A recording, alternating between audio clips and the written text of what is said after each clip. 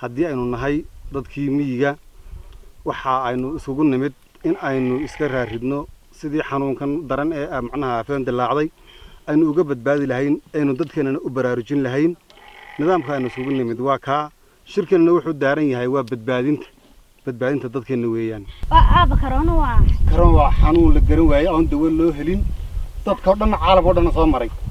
marka awaamir ba ka soo baxday waxa laga yaabaa inagu miyigiinahay raashin nooma soo dhoofo wixii dhanba beertay waxaan ku beereen ka soo baxaa maadaama ay tahay caanihii horta waa la mamnuucay magaalada iska xayrana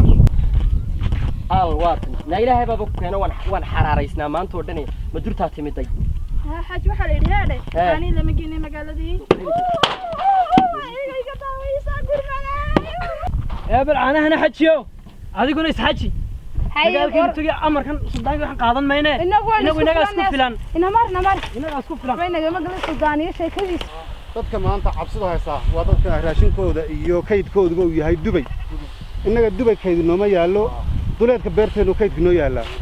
marka kaydkeena duleedka yaala waa inaynu ku adkaano waa inaynu xafidano